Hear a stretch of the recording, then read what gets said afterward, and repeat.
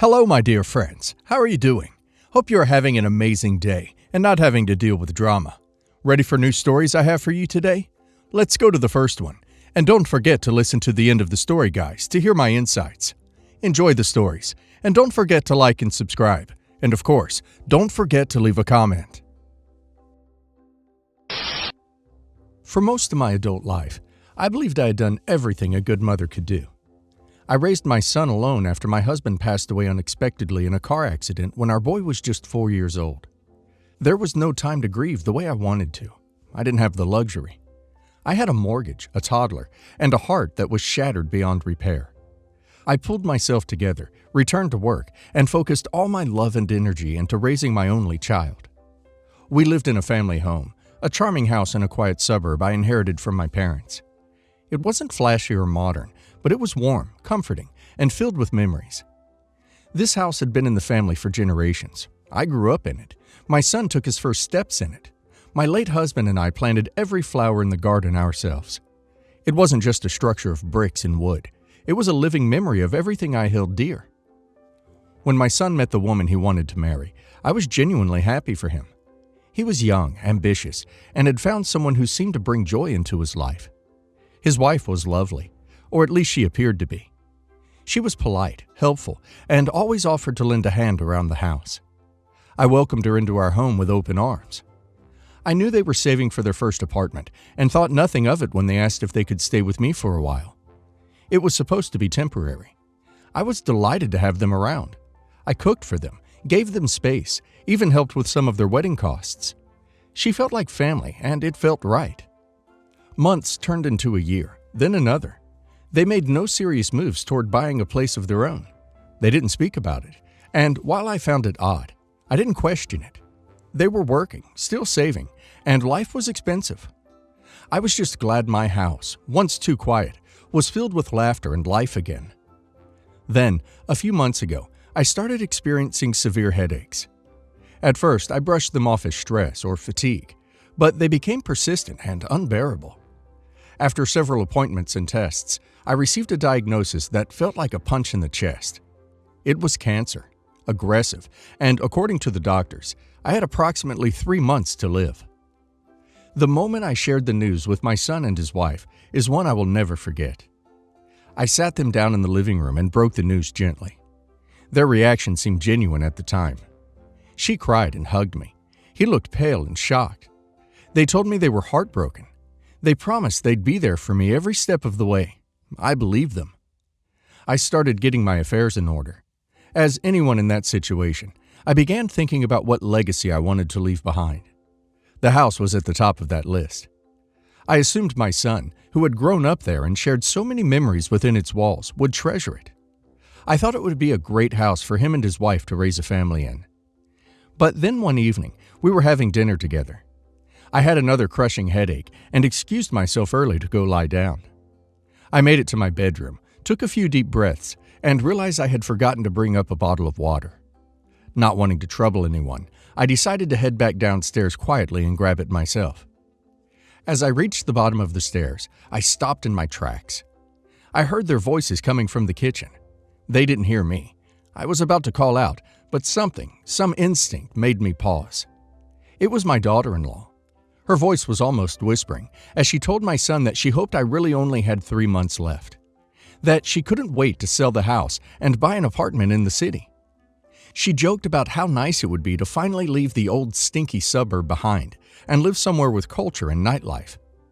My son chuckled and agreed, saying he hated this neighborhood and was counting down the days until he could get away from the wrinkled neighbors and their depressing stories. I felt a physical chill run through me. I didn't even remember walking back to my room. The audacity, the cruelty, it was too much to comprehend. This was my son, my flesh and blood, the boy I'd sacrificed everything for. And his wife, the woman I'd welcomed into my home, who smiled at me every morning and helped me with dishes, was already mentally putting up the for sale sign before I'd even drawn my last breath. That night I couldn't sleep. The next morning I called my lawyer. Within a week, I rewrote my will. The house would go to my sister, a woman who had always stood by me, visited regularly, and cared deeply for me and my son. My lawyer assured me everything was legally airtight. I made sure there would be no way to contest it. Over the next weeks, I started acting like nothing had happened. I smiled, cooked, and pretended I was still the blissfully unaware old woman they took me for. My daughter-in-law went back to being sugary sweet, probably thinking the will was working in her favor. My son didn't suspect a thing. Then came the moment I'd been waiting for. He brought it up one evening after dinner. He asked me if I had my affairs in order. I told him I did. He smiled and said he was glad, because he could never bring himself to sell the house. He said he knew how much it meant to me and would make sure it stayed in the family. That was the final straw. I looked at him, really looked at him, and felt something in me snap. I reminded him of his recent comments about city life, about how much he hated this house, the neighborhood, and these people. I asked him if he still planned to buy that chic apartment downtown with my death money.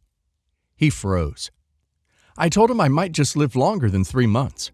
I told him maybe it was time for them to stop waiting for me to die and start finding a place of their own. I gave them 2 weeks to move out.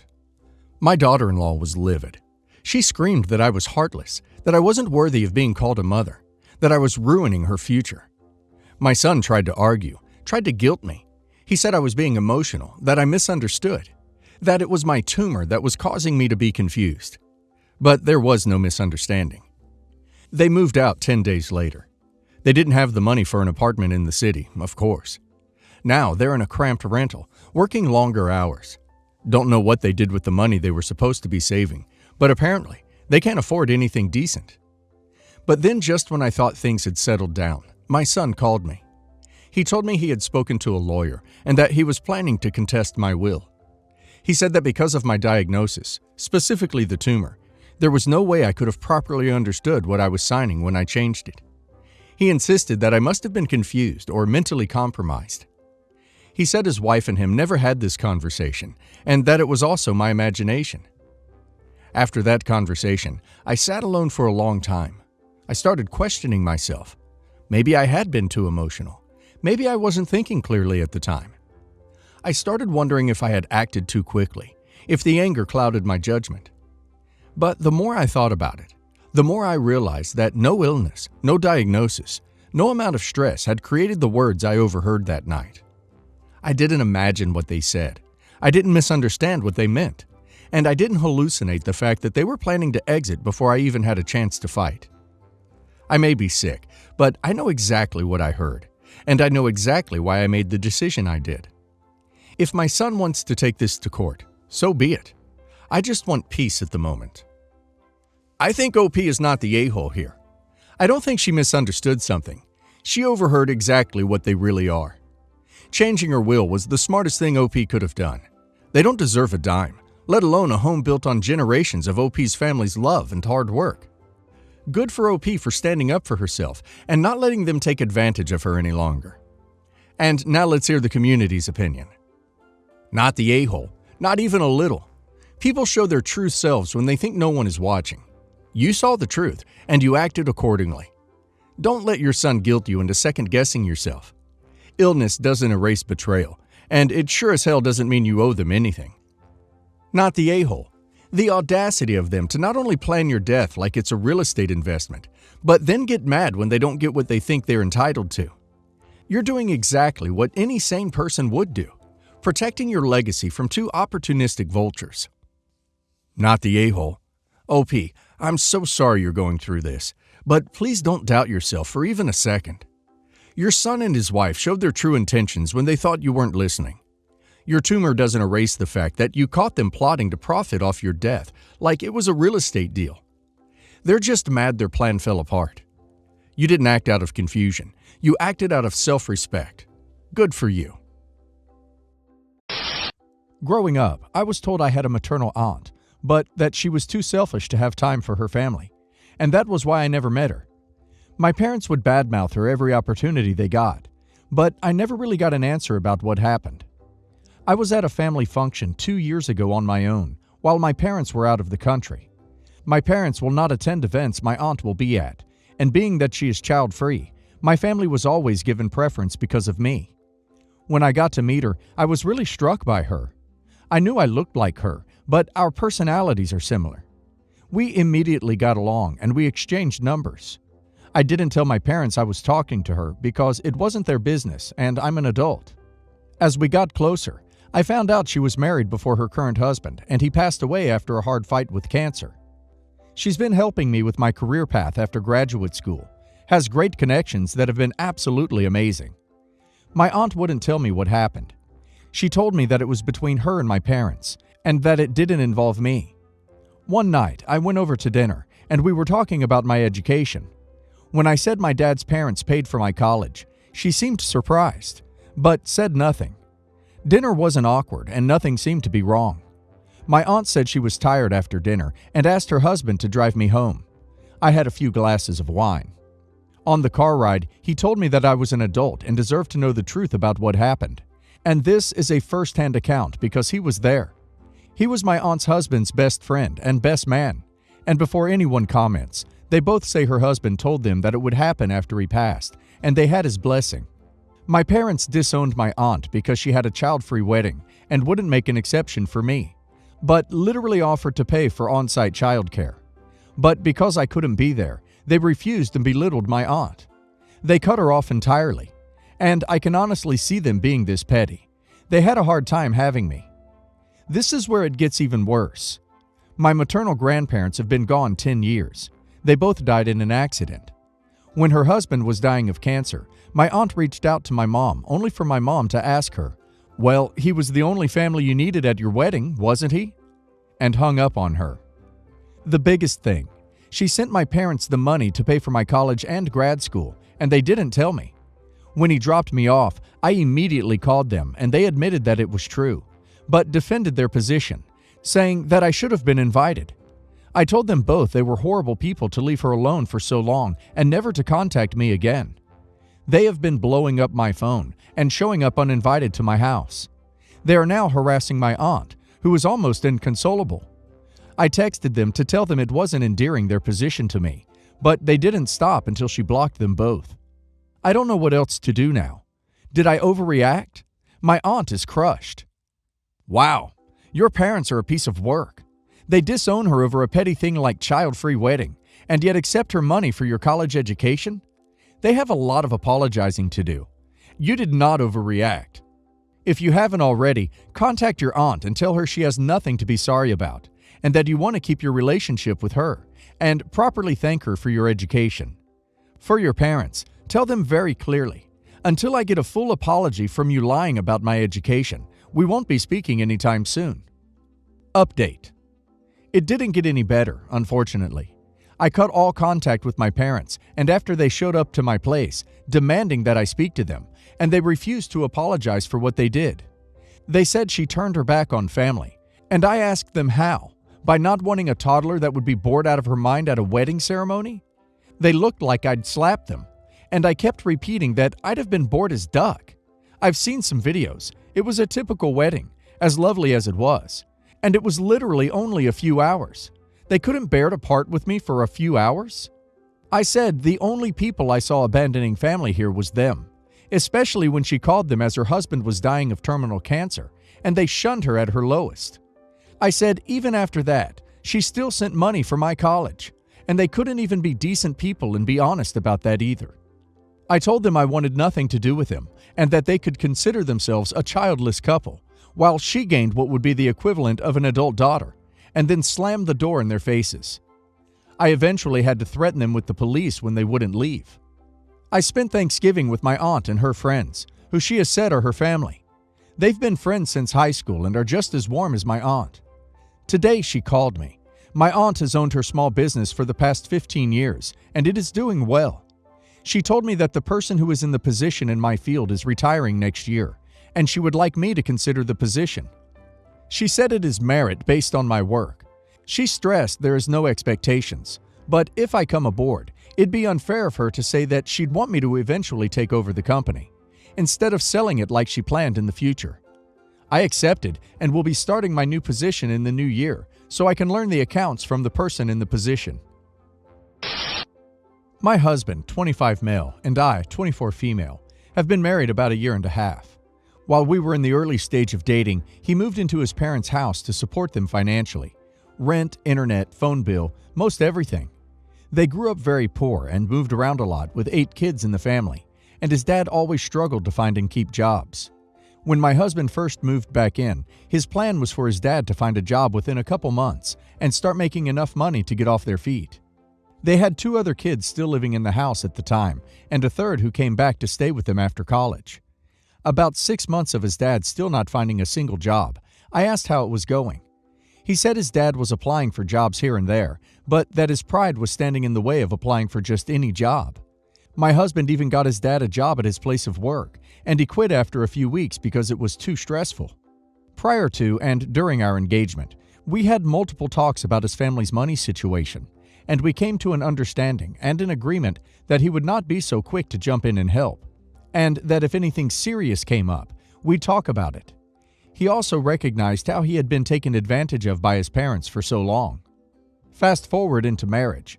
His dad had a serious medical event and went into emergency surgery.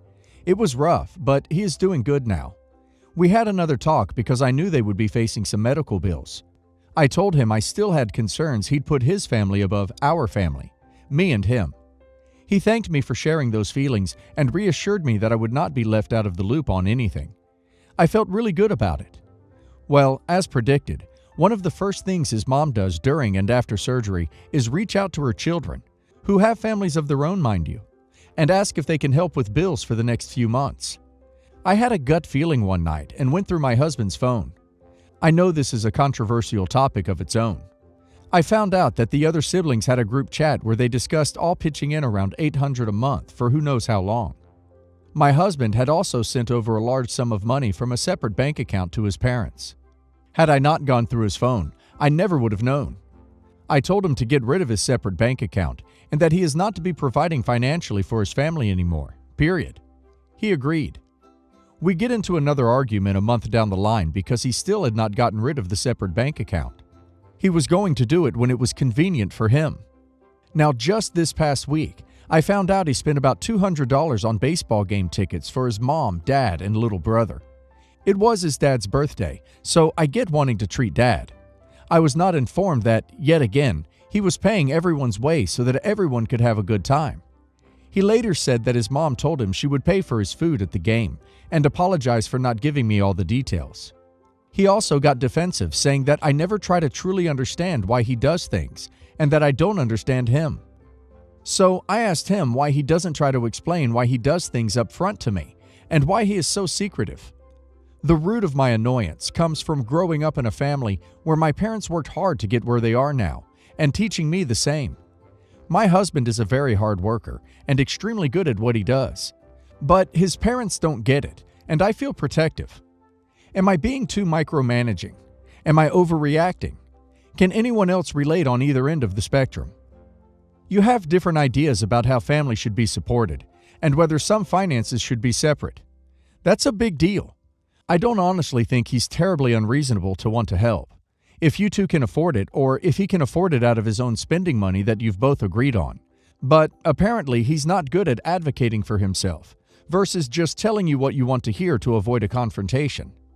I think that's your real issue here, not the family help. His inability to be honest and upfront with you about what he actually wants to do. If he were doing that, you two could work through this and come to some sort of compromise. Most likely, some sort of upper limit on how much he can give to family, versus a complete ban on family support. I think you should work on your communication skills as a couple, probably in couples therapy, and then come back to the issue. Or, sure, get a divorce if you don't want to deal with the long and difficult process that will probably be. I would suggest couples counseling. You seem to have a value that parents should not be a drain on their children, and that the immediate family or married partner and future kids should be top priority. He seems to think that children should support their family if they manage to be successful financially, even if others did not succeed. Neither of you are necessarily wrong, but your values are in conflict. I'm sensing that you feel his giving large sums of money to his family is a threat to your shared financial well-being, and that it's wrong of him to do it. But it also seems he really values supporting his family and may not feel comfortable voicing to you that it's important to him, and so he tells you he'll stop, but continues in secret. You need to talk in counseling and try to understand what you both value and why you are acting the way you are. He can't keep hiding feelings from you, but if he really values supporting family, then it may not be fair for you to make him stop completely. If you can understand each other and reach a compromise that works for you, then great. Otherwise, divorce may be a good choice. I, 28 female, have a best friend, 28 female. Let's call her Dana, who used to date this guy, 30 male. Let's call him Mark. They only started dating a little over 2 years ago, but I always considered them as relationship goals, always acting so sweet around each other, with Mark being such a caring and funny guy. I always thought Dana was very lucky to have him as her boyfriend. Yesterday, however, I got a phone call from a crying Dana telling me that she and Mark broke up after she found out he had cheated on her. I immediately rushed to her place in order to comfort her, still quite in disbelief that someone like Mark could do such a thing. When she finally calmed down, she told me that Mark confessed to having a one-night stand with one of his co-workers, and he was too guilty to hide it from her. He tried reasoning with her, but she was having none of it, and ended the relationship right there. She then started talking about how that a-hole tried to guilt-trip her into staying with him by telling her that he only cheated because she was working all the time and felt emotionally neglected by her. And now, here's where I could be the a-hole. I intervened and told her that maybe Mark has a point. She tends to be a little workaholic. She then glared at me and asked if I'm seriously taking his side. I said, I'm not taking any sides. I'm just saying that maybe she's indeed partly to blame for the relationship problems that resulted in Mark. Plus, it was just a one-night stand, and Mark felt guilty for it. Otherwise, he wouldn't have confessed. She then asked me if I think she should take him back, and I told her that everyone makes mistakes, and she shouldn't let just one moment of weakness destroy her entire relationship. She then told me that I'm unbelievable and told me to get out of her house. I was a bit taken aback by this, but I didn't want to cause any more drama, so I just left. I was waiting till today for her to calm down a bit before we talked again, but now I found out that I've been blocked by her everywhere. She was my best friend since high school, so of course I was very hurt to find out that she cut me off over an argument. While I don't condone what Mark did, I still think Dana is partly to blame for this mess, and now it seems like she's taking it out on everyone else who doesn't agree with her, which I'm afraid might end up leaving her very lonely. Am I the a-hole? Yes, the a-hole. There's never a ducking excuse for cheating, ever. If you're dissatisfied in a relationship, you either work it out or break up. It's not her fault she cheated. What the duck? Yes, the a-hole. He was deceitful. This concludes the narrative. There are no justifications. He should have confided in her if he was lonely and neglected. Instead, he shattered her heart and enlisted your assistance in trampling on it. And if you think your friend works too hard, save it for another time. She literally just found out he cheated. Your personal reflections aren't helpful at all.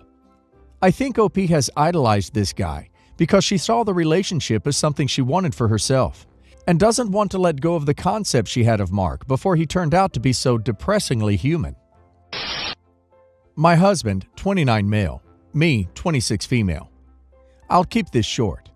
My husband got into an accident a few weeks ago while on his way home from work and was rushed to the hospital. My mother-in-law called me and told me he was almost dying, and I freaked out. When I got there, the doctors told me he kept asking for his ex and that they had to sedate him because he wouldn't stop freaking out because she wasn't there. I thought it was okay since the car crash was so bad, but the doctors told me it wasn't. He fractured his legs and there was a minor fracture in his arm. And he wasn't on any drugs either. He was saved from serious injuries, especially brain. I let it go at that moment because his health came first. But now that he's home and recovering, I can't help but be bothered by it.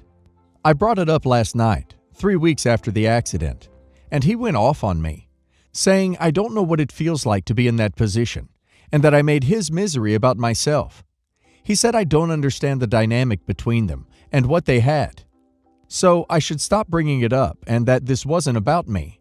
And that he was allowed to ask for her since he was hurt, and she would calm him down.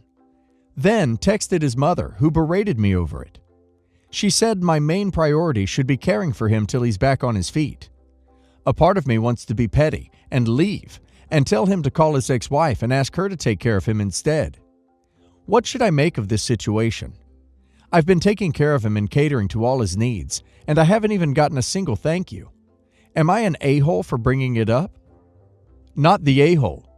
His response clearly shows he's trying to victimize himself, and made no attempt to even say it wasn't intentional, showing no regard for OP's feelings while trying to make her believe she had no right to even think or question this situation.